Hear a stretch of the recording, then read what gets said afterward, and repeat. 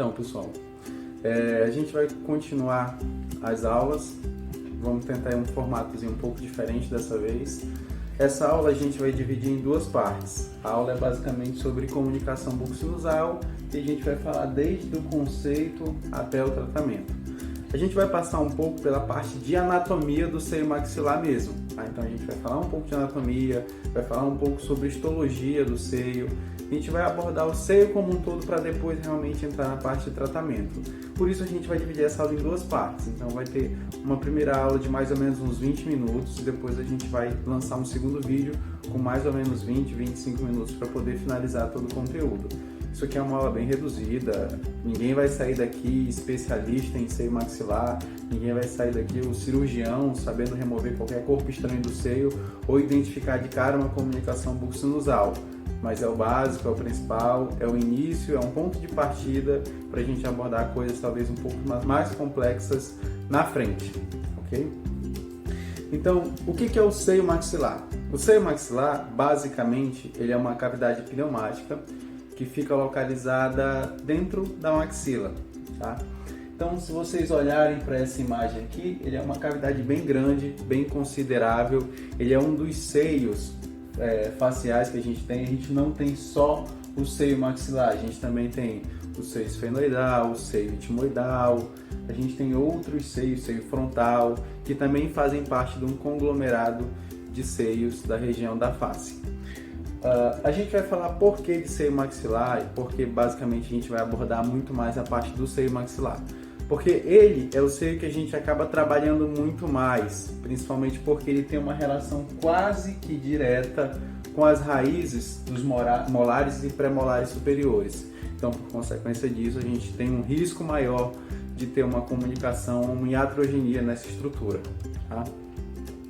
Aqui a gente tem dois cortes, um corte coronal e um corte frontal, mostrando basicamente o que eu queria falar para vocês, essa questão de proximidade que o seio acaba tendo com as raízes dos elementos que a gente eventualmente acaba fazendo as exodontias. O seio maxilar, como eu falei para vocês, ele se localiza basicamente dentro da maxila. A maxila é formada por um conglomerado de ossos, tá? Então, a parede superior do seio maxilar é basicamente o soalho da órbita.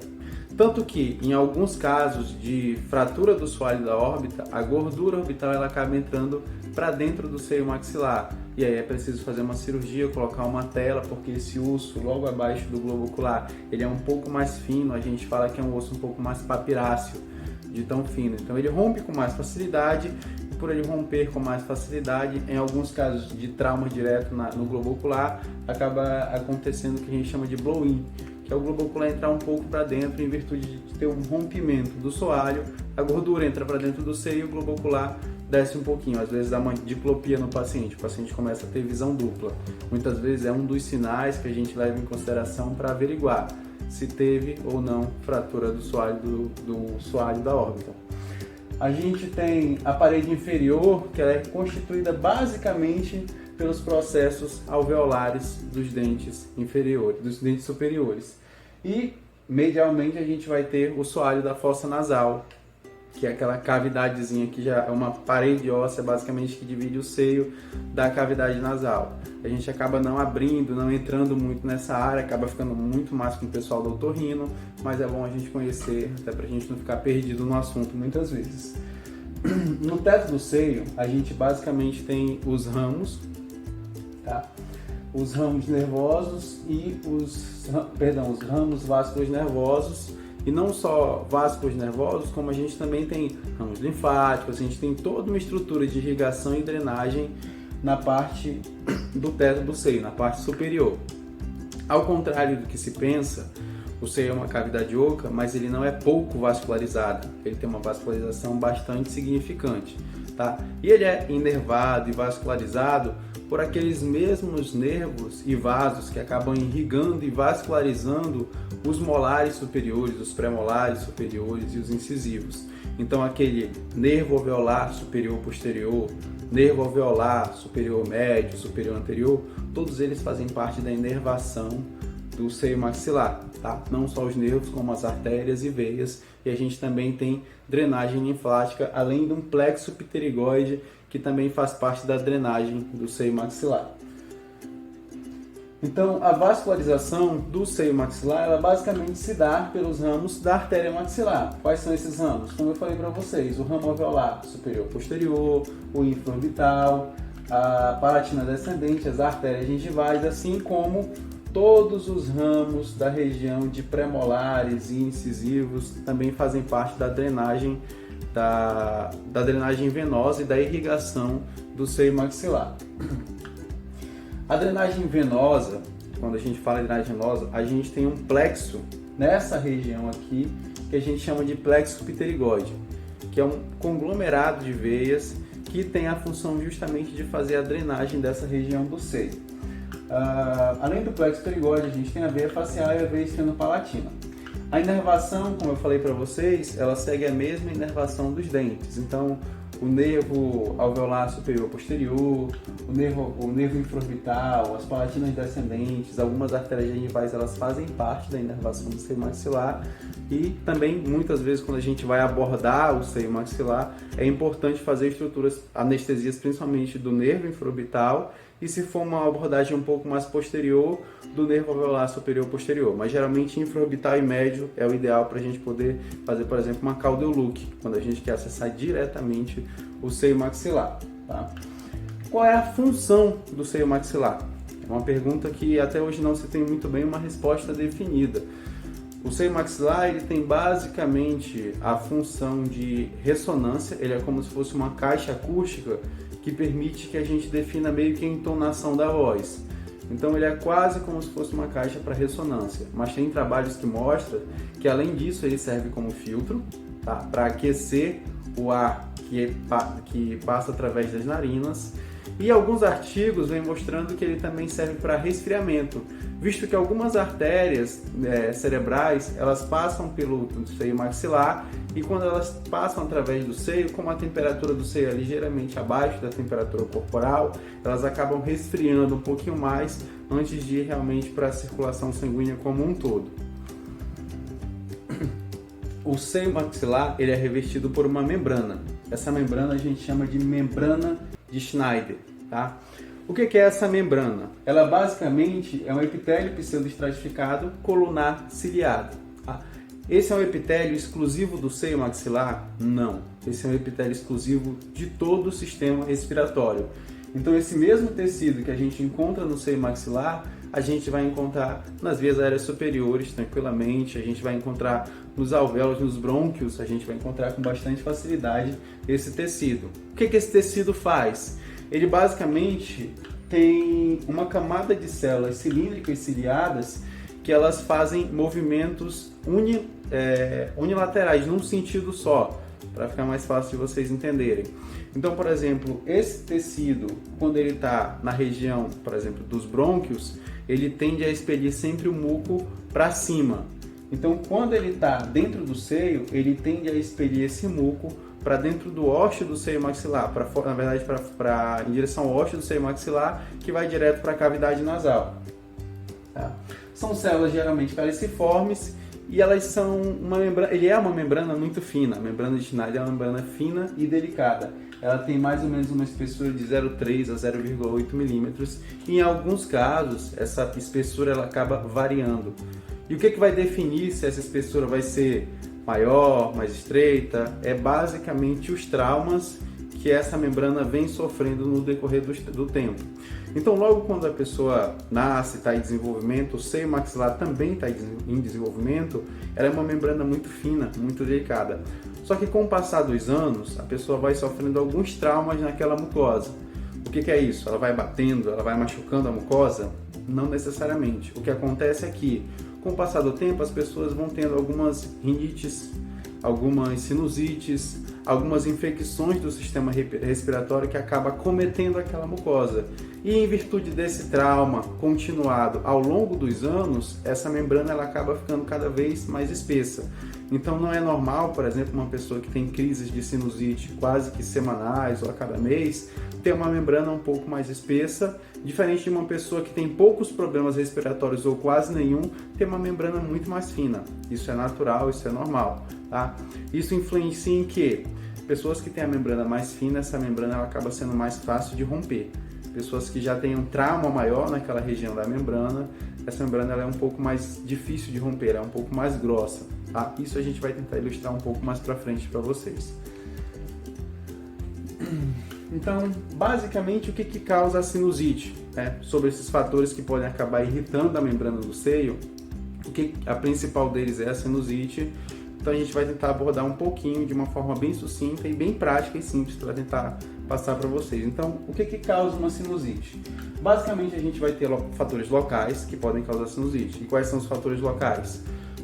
Geralmente, pessoas que aspiram muita poeira, muitos aerosóis, pessoas que já têm um histórico, basicamente, de viver em ambientes que têm uma quantidade maior ou de aerosóis, ou de poeira, ou de algum fluido, algum pó, alguma coisa que irrite a região respiratória superior, as vias aéreas superiores, ela acaba tendo uns fatores locais com uma probabilidade maior de ter alguma sinusite local nessa região.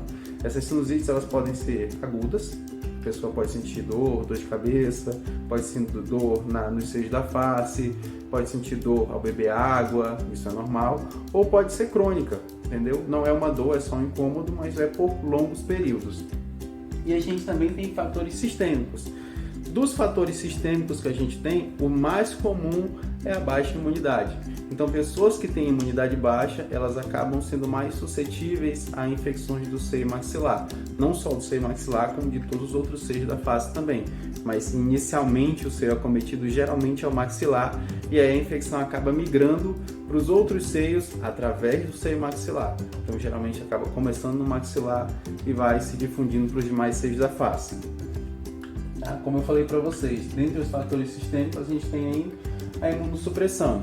Então, por que ela acaba sendo um dos fatores que acaba causando muita sinusite? Porque geralmente quando a pessoa tem uma imunossupressão, ela é mais suscetível ao crescimento de patógenos. Como o organismo não tem uma defesa boa, então os próprios patógenos do ar ou da região que ela mora, eles acabam sendo inalados com mais facilidade e eles proliferam naquela região com mais tranquilidade, porque o sistema imunológico geralmente não consegue combater. Tá? Mas a maioria dos casos, a grande maioria esmagadora mesmo, geralmente é acometida por sinusite quando a gente tem uma obstrução do ósseo sinusal. E o que é o ósseo sinusal? O ósseo sinusal geralmente é um canal, tá? Um canal muito pequeno, que ele drena todos os fluidos, os líquidos do seio maxilar para a cavidade nasal. Então, sempre que a gente tem uma obstrução desse ósseo, os líquidos ficam retidos e por essa retenção excessiva acaba gerando uma infecção local, aí a pessoa desenvolve a sinusite. Então, a comunicação bucosinusal, abordando de fato agora sobre a parte da comunicação. O que é importante a gente saber? Tá? Que a comunicação ela tem uma etiologia e essas etiologias elas vão desde pneumatizações do seio até as patologias, passando ali nesse meio tempo pelas iatrogenias. As iatrogenias geralmente são os casos que geralmente mais causam comunicação bucosinusal, ou seja, eu estou dizendo para vocês que a maioria das comunicações bucosinusais são causadas por dentistas durante extração. Então, pode ter pneumatização? Pode ter pneumatização. Pode ter uma patologia que causou uma comunicação? Também pode ter, mas é muito mais comum elas serem causadas durante o processo de extração. Por isso, muito cuidado quando a gente vai fazer extração de dentes superiores, quando a gente vai fazer movimentos de intrusão. Em algum momento, às vezes, quando você tenta apoiar a alavanca em direção ao seio, você acaba causando uma comunicação e além de causar comunicação, muitas vezes você acaba levando esse fragmento de raiz para dentro do seio maxilar. Então você causa uma comunicação e automaticamente um fragmento contaminado já causa uma infecção local dentro do seio maxilar. A pneumatização do seio, ela geralmente acontece quando a gente faz uma extração numa região. Então imaginamos que o paciente tem todos os dentes, mas eu, por exemplo, extraí um pré-molar daquele paciente. O osso alveolar daquele pré-molar, com o tempo ele vai reabsorver. Como o osso acaba reabsorvendo, o seio maxilar ele pneumatiza, ele ocupa aquele espaço onde antes era osso. Então aquela região fica mais fina, fica mais delicada, mais delgada e muitas vezes mais suscetível a comunicações. Tá? Aqui, por exemplo, um exemplo bem claro. No caso, foi extraído um molar do paciente e um premolar também, acredito que o espaço é grande, e aí acabou acontecendo uma pneumatização. O que aconteceu? Reabsorveu o osso e o seio acabou invaginando para aquela região. Isso quer dizer que, obviamente, se extrair esse dente vai ter comunicação? Não necessariamente. Mas se talvez o dentista não for muito cuidadoso, dependendo do tipo de movimentação que ele for fazer, pode ser que ele acabe causando uma comunicação bucco-sinusal nessa região. Outras situações também, a gente tem patologias, tá? Como por exemplo formações de cistos que acabam invaginando para dentro do seio maxilar, e aí nesses casos, realmente de fato a gente, quando vai remover o elemento dentário, o cisto, a gente vai causar a comunicação e é visível, e geralmente a gente já aborda isso antes da cirurgia. Então pré-operatoriamente a gente já passa isso para o paciente já fica ciente que vai ter uma comunicação, mas a gente já faz um planejamento cirúrgico para realizar o processo de exodontia do dente, remoção, exérese da patologia, da lesão e logo em seguida o fechamento da comunicação. Para isso que existe o planejamento cirúrgico, para a gente poder fazer um passo a passo, explanar para o paciente, se o paciente aceitar, a gente realiza. Quais são os exames de imagem que a gente utiliza para fazer a questão do diagnóstico? Tá? O diagnóstico ele é um ponto muito importante, realmente. Muitas vezes a comunicação bucco-sinusal ela não é tão visível ou ela não é tão detectável a olho nu. E muitas vezes a gente acredita que não tem comunicação. Aquela história de que a manobra de Valsalva é a manobra padrão para a gente ver a comunicação, de fato, ela é a manobra padrão. Mas quando a gente tem fluidos naquela região, que aí o paciente vai fazer a pressão negativa, a pressão positiva dentro do seio maxilar e o ar vai acabar se deslocando para a cavidade oral fazendo borbulhas, mas porque a gente tem líquidos, a gente tem o sangue, no caso, ali dentro do alvéolo e acaba causando esse tipo de borbulhamento.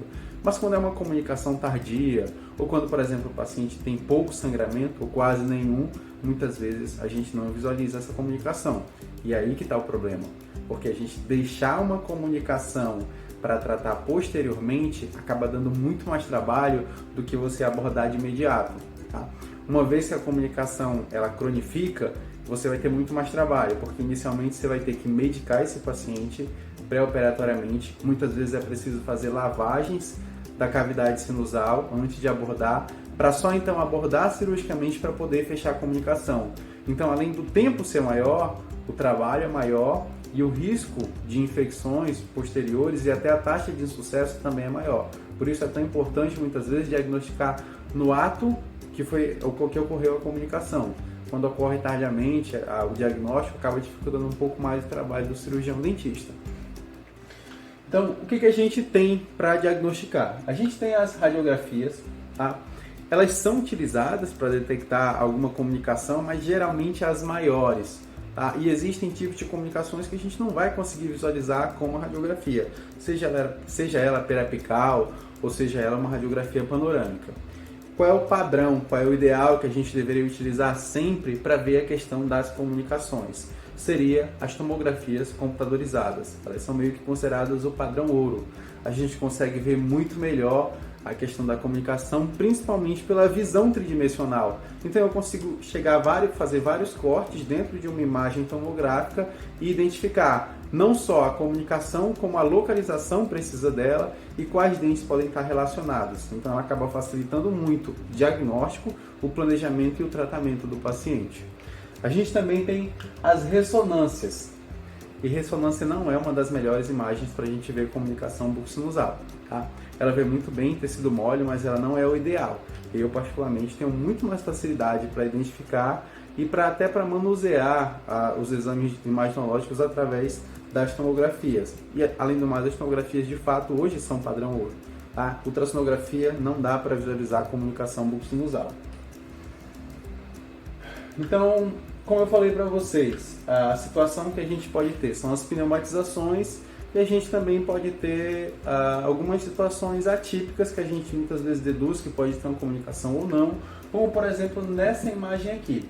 Se Se vocês observarem, a gente tem uma diferença de um seio para o outro. Tá? Um seio é um pouco mais escuro, ele aparenta ser menor, o outro ele aparenta ser um pouco maior, ele está um pouco mais opacificado, então é sinal que alguma estrutura está aqui dentro. Tá? Nesse caso específico aqui, a gente tem duas coisas que chamam bastante atenção nessa imagem.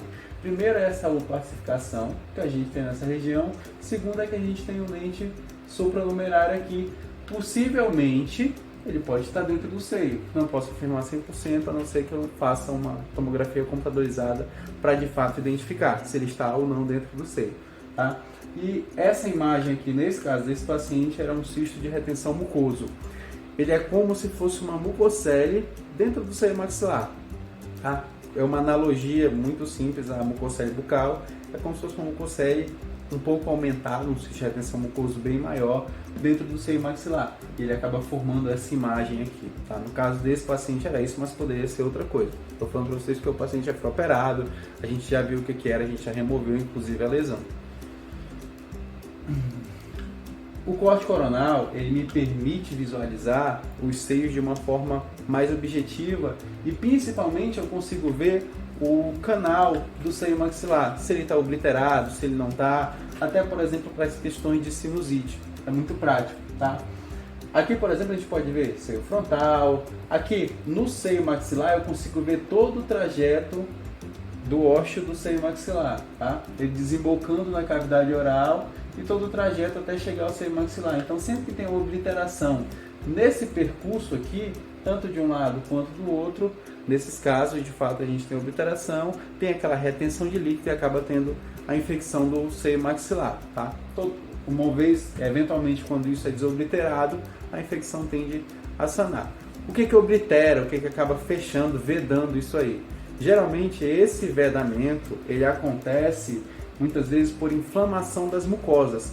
As mucosas vão inflamando tanto que aquele canal vai fechando, reduzindo e oblitera. Ele junta uma parede com a outra e acaba obliterando. Então isso é comum acontecer, principalmente quem tem casos de rinite. Paciente que tem muita rinite, geralmente ele acaba tendo muita obliteração e ele acaba desenvolvendo sinusite posteriormente. Tá? Não é incomum, não é anormal isso acontecer. Então aqui uma imagem melhor ilustrando todo o conduto desde o seio maxilar até a cavidade nasal. Isso acontece dos dois lados do paciente. Tá? Existem alguns casos também, assim como a gente tem a pneumatização do seio, um seio um pouco mais aumentado, em alguns pacientes também a gente tem um seio basicamente reduzido. Aqui é um exemplo de um paciente, por exemplo, que tinha um seio maxilar de um lado e do outro ele tinha uma ausência de seio maxilar. Tá? Se vocês observarem, está muito mais opacificado. Então tudo isso aqui é formação óssea. O paciente tinha uma agenesia, não era uma agenesia, ele tinha uma pequena região realmente um pouco mais pneumatizada, mas era um seio menor, um seio um pouco menor, um seio mais atrófico, no caso, tá? Diferente do outro lado. Até do outro lado também, se vocês observarem, também não é uma cavidade pneumática tão grande, é pequena, tá? Então também, assim como a gente tem pacientes com seios muito grandes, a gente vai ter pacientes com seio maxilar um pouco mais reduzido, tá? A tomografia, além de averiguar a questão da comunicação, ela consegue ver muitas vezes a espessura da membrana do seio maxilar. Então lembra como eu falei para vocês, aquelas membranas mais traumatizadas, que sofreram mais trauma no decorrer da vida do paciente, elas acabam ficando mais espessas. E as membranas menos traumatizadas, elas são membranas mais finas, mais difíceis de visualizar e até mais delicadas quando a gente vai manipular para fazer um acesso, um levantamento de seio, por exemplo. Tá? Então, no caso desse paciente aqui, por exemplo, a gente consegue ver que é uma membrana um pouco mais espessa, um pouco mais grossa. Eventualmente, aqui não está só a membrana. Aqui também a gente talvez tenha alguma retenção de muco ou a gente tem algum outro tipo de líquido, tá? Supostamente esse paciente está com uma sinusite local.